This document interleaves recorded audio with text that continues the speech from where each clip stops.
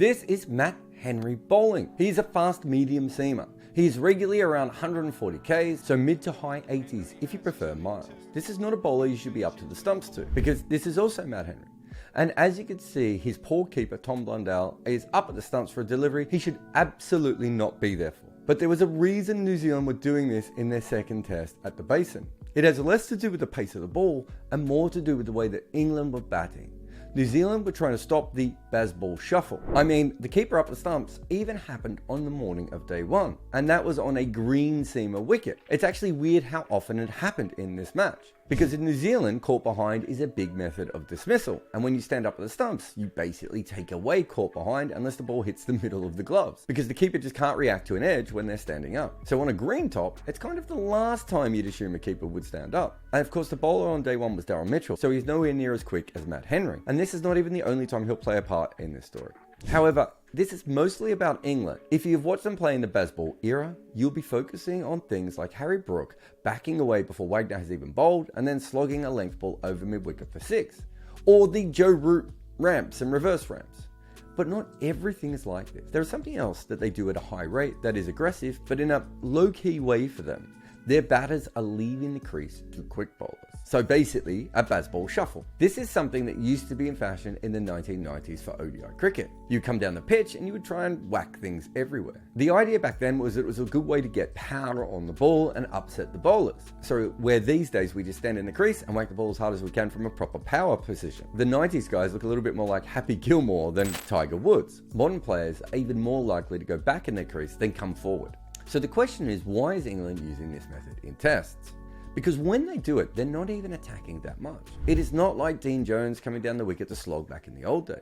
Often it's just a small shuffle that is followed by a nudge or even a defensive shot at times. And this isn't particularly new to England. Ben Stokes and Josh Buttler sometimes tried this BB before Bazball. They often hinted at the time they were doing it because the bowling was slower or the pitch was, or they just wanted to speed the game up a little bit. And Stokes still may be doing that. But England has many other players who are also regularly coming down the wicket. And this is a bit of a tricky thing to work out, because I figured that no one kept stats on this. No company I know follows how often a batter comes down the wicket to seam bowling. But I knew it was a pattern because in my notes I had things about Ollie Pope, Ben Foakes, Zach Crawley and Ben Stokes down as players who are now doing this. And I missed another obvious one, which was Joe Root. And eventually the way I found out this information was from Soham on CricViz. The original question I asked him was what the average interception point of a ball from seamers was in the Bazball era. But that didn't quite work, because the average doesn't make sense, and for someone like Joe Root, he often plays off the back foot in the crease, which means that his average interception is still not that far down the wicket. So Soham and I then came up with something else.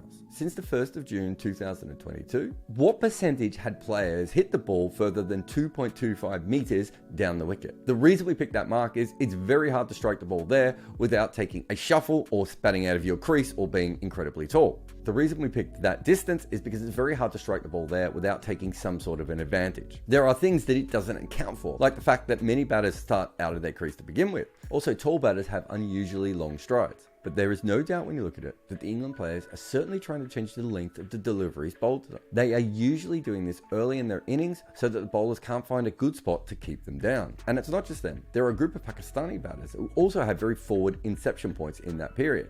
In fact, half of the 36 batters who have faced 200 balls of pace strike the ball more than 10% of the time 2.25 meters down the wicket. But England has 5 above 15%. And if you stretch it out one more, Stuart Broad is also over that mark. This is not an accident.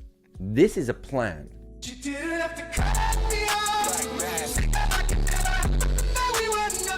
In that match against New Zealand at the Basin, England were fighting for the middle of the pitch.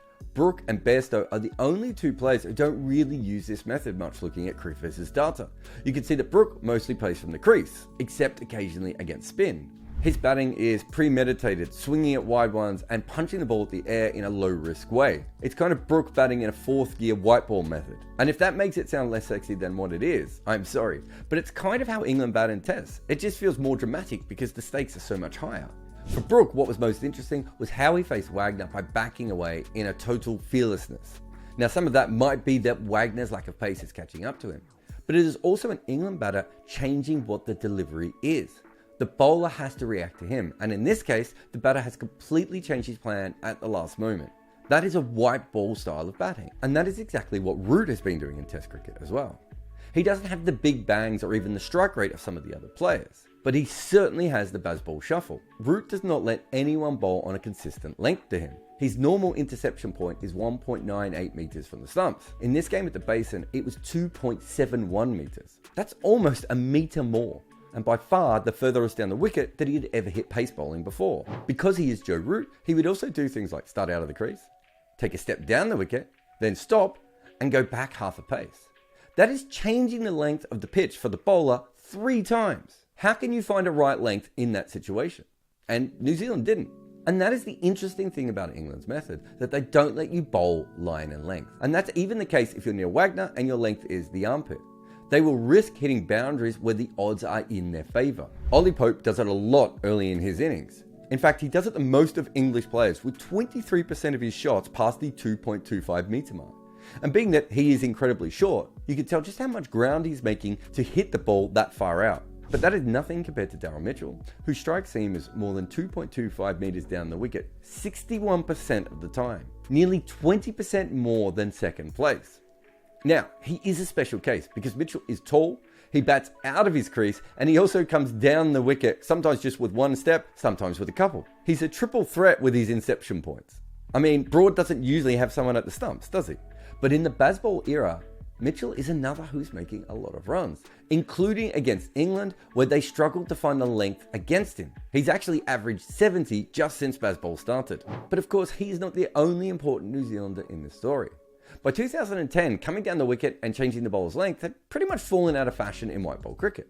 There were still a couple of outliers, of course, but there was one massively loud one. Now, England head coach Brendon McCullum. McCullum was actually a combination of everything England has done. There was plenty of him backing away the way that Harry Brook does as well. But the most notable thing about McCullum's batting in those days was the coming down the wicket. He was like a politician. If he was unhappy with the bowler's line, he would just change the questions. McCullum was the keeper with the bat who would run away from the stumps. Now because of that, keepers are coming up to them. It is just amazing how many weird ways that England and Brendon McCullum are changing Test cricket.